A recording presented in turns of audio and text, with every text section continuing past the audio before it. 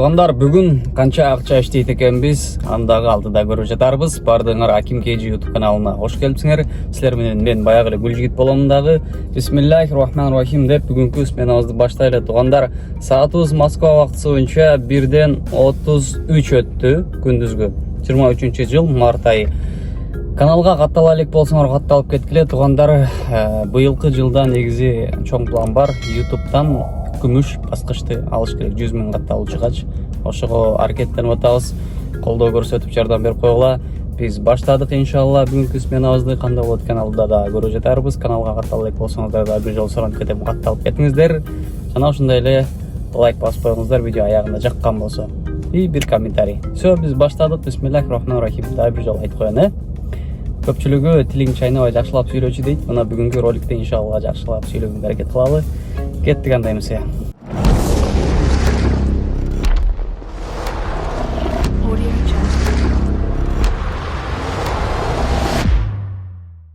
Дегенде эле биздин эмеде көрүп турасыңар тугандар, биздин райондо, Красногорск биздин райондо минимальный заказ 490 рубльдан башталат экен, 1:39 өткөнгө чейин дейт.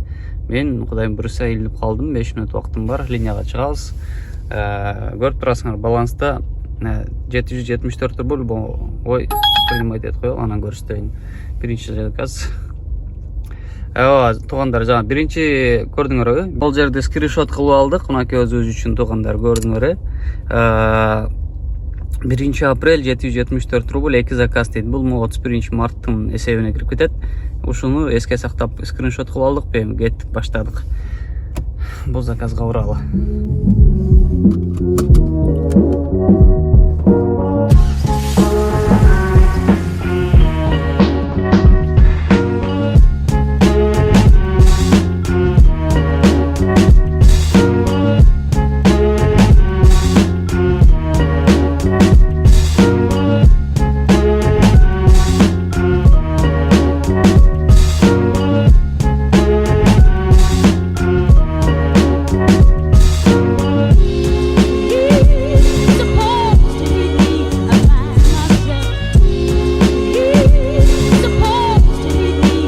Тугандар, ровно 12 саат же 13 саат иштеп көрөбүз. Результатын көрөбүз. Так, тугандар, мынакей көрдүңөр, канча мүнөт болду? 16 мүнөт жол жүрдүк. Акчасы 329 рубль дейт. Ой. Бул жанакы 490 рубльдук бонуска илинип калбадык беле, мына. 490 рубль көрдүңбү? Яндекс бонус кылып берип койду. Бонус 161 рубль дейт. Кийинки заказды кабыл алган болчумун. Ошол заказга кеттик, жылалы, тугандар. Аварийканы өчүрөбүз. Жылабыз, Волоколамский райондобуз, Волоколамский шоссе. Бул заказды деле алып келип чыдадык. Мындай ЦСКА арена тарапка жилой комплекстердин ичине шлагбаум кирдик, 17 мүнөт жол жүрдүк. Так, 570 рубль дейт. 570 рубль дейт. Так, бул деле чота бонус менен, чота бул райондо бонустар 570тен башталды беле. Бул да бонуска илинип калып турган, 277 рубль бонус дейт. Так, все, поехали дальше. Жумушубузду уланталы. 23-жыл март айы деп башында адашып алыптырмын. Бүгүн уже апрель айы тугандар, 1 апрель. Москва шаарында ишеничтүү Атаман таксопаркын сиздерге сунуштап өтөйүн тугандар. Бул парктын комиссиясы 2,5%. Акчаңыздарды 24/7-ге каалаган сумманы каалаган убакытта эч кандай комиссиясы жок. Force Money деген приложение аркылуу чечип аласыздар. Яндекс заправкасы дагы бар, 3000 рубльга чейин, ал дагы комиссиясы жок. Анан тугандар, таксопарк таксиге тиешелүү полный пакет документ жасап берет. Мисалы, путевой лист, страховка, договор аренды, ушул сыяктуу документтерди. Анан жаңыдан таксиге чыгам дегендер болсо, кисартка дагы жардам беришет. Регистрация кылат, подключение кылып беришет, ошол сыяктуу. Анан подключениясы Яндекске болот жана Ситимобилге. Россиянын бардык аймактарынан кошулуп эсештеңиздер болот. Айырмасы жок. Там доставкада иштейсиздерби, экономдобу, бизнесби, грузовойбу, бүт улап беришет.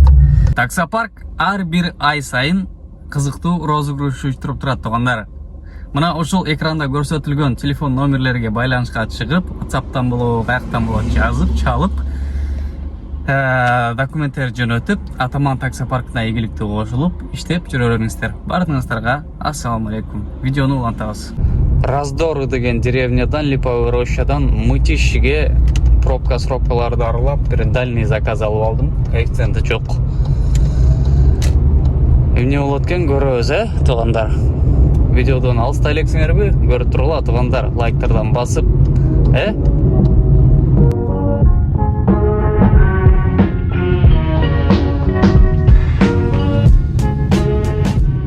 Жумуш боюнча сүйлөй турган болсок, туугандар, мен пылесос деген режимди жандырып алып, ошол режим менен иштейм.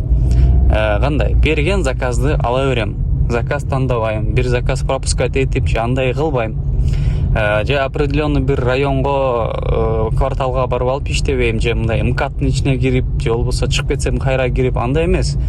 Москва, Московская область иши кылып, кайсы жакка заказ берсе, кете берем. Коэффициент барбы, жокпу, коэффициент күчтүүбү, слабыйбы иши кылып, ошондой. Анан показательдерди карай турган болсок, активность меники постоянно ошо 100, 90, 87, 97 ошондой болот. Рейтинг 4.99 болчу, азыр 5 болуп калыптыр. Ана билбейм, бир өзүмдү бул жерде мактап кеткен жерим жок, же болбосо башкалар начар иштейт деген жерим жок. Ар ким өзүнө жараша, өзүнүн эмесине, андай кандай десем, өзүнүн табитине ылайыктуу иштейт. Поэтому силер дагы өзүңөргө карап иштей бересиңер. Смело элечи. Ана туугандар, 889 рубль болду. 51 мүнөт жол жүрдүк. Мытищиге келдик. Анан сурайын дегеним, туугандар, Москва шаарында однокомнатный квартира же болбосо студия форматында квартиралар болсо да боло берет. МКАДтын тегерегиндечи. 20 миңге тапса болобу? Барбы? Как вы думаете? Ошол жөнүндө да комментарий берип жазып кеткилечи. Малайка туугандар, 7 мүнөттүк подачасы менен, коэффициент менен бир заказ түштү. Барып алып иштеп коелу. Анан эмне мынча кеч десеңер, телефон чукулап бир жерде отурдум 1 саат. YouTube'га видео киргиздим. Дагы эмне кылдым? Ушул тартылган видео роликтерди баарын катары тезип монтаж кылып, бир жак кылып, ушунча убакыт өттү. Саатыбыз 17:56 болуп атат. Биз 8 мүнөттүк подача болуп калыптыр, уже разворот кылып киргенче заказга бара алып кеттик. Мынакей туугандар, заказга мисал келип калдык да, могу шлагбаумгачы предварительно эме деп айткан болчу, шлагбаумга келсең мага чал, мен шлагбаумду ачам деп тур эле. Ушул программанын ичинен эле позвонить деген кнопканы басасыңар.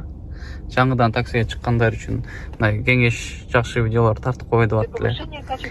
Ошолор үчүн дагы могу нерселердин баары лайфхак болот. Ушундан карап сага алып эмет турсаңар да болот, туугандар. Сейчас мы поговорим. Алло, открыть? Да, открывайте, я у шлагбаума. Все, да.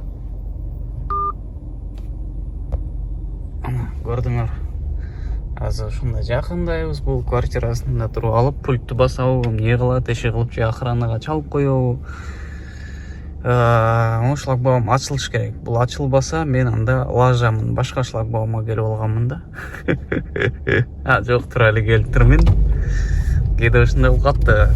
Акылды болуп алып туруп, алло, я уже на месте, открывайте десең. Ачтым дейт, сен вообще эле мындай задний ходто же да башка шлагбаумга келип алган болосуң да. Ошол туугандар. Ушунан сабак ала бергиле, расслабленно отургула сиденьяда, мандраж болбогула, ойлонбогула. Дан таксиге чыгам деген бир туугандар үчүн айтып алдым да, бул нерселердичи. Ойлонбогула, расслабленно отургула, сиденьяны өзүңөргө настройка кылып алгыла, четко отургула, кеткиле. Доброе утро, добрый день, добрый вечер. До свидания, всего хорошего, всего вам доброго. Ошол сөздөрдү айтып турасыңар. Болду, калганына ооба жок деп эле кете бересиңер. Еще плюс эме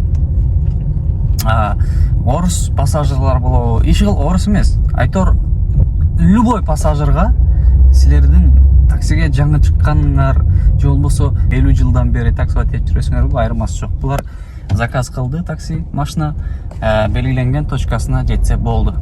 Анан ошо сен жаңы чыктыңбы, районду билесиңби, Москваны билесиңби, там ага мындайча айтканда урукта ойнобойт.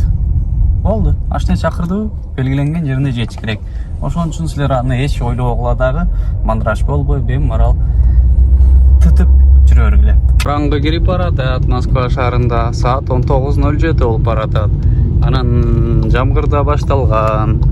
Акырындык менен жанакы заказ Мычишиден Химкиге 49 минутта келдик. 1017 рубль болду. Оплатасы по карте болчу. Ошол азыр бир чайхана таап туруп, срочно бир кофе менен десертти жеп туруп, жеңилдеп албасак товарсыз болбой калды. Ошондой.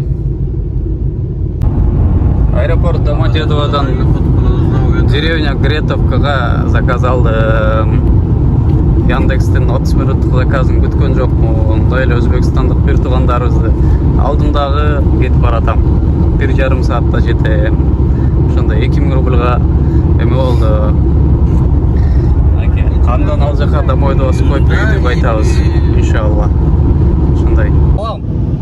Салам. Короче, едем. Все.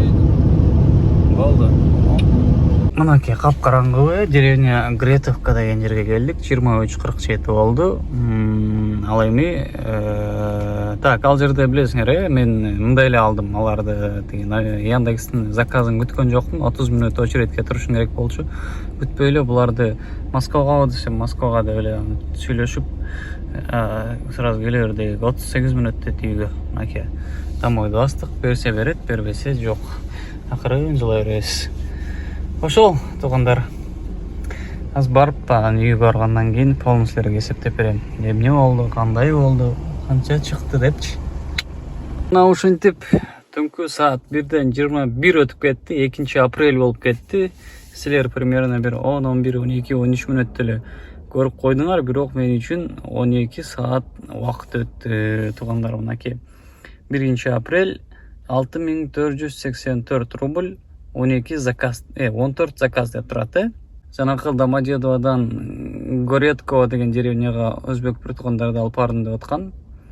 2000 рубль, ал мо Яндекске тиешеси жок. Ошондо моого кошкондо мынакей 8484 рубль толугу менен туугандар.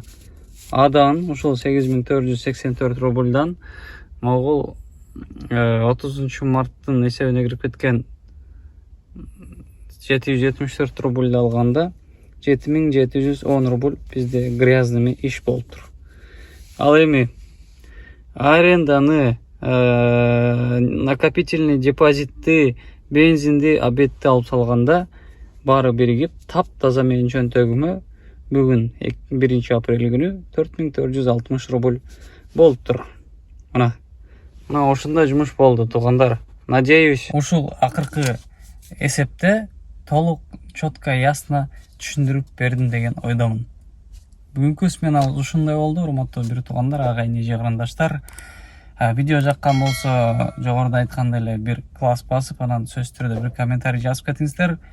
Кийинки роликтерден көрүшкөнчө баарыңыздарга дагы бир жолу ассаламу алейкум. Биз кеттик.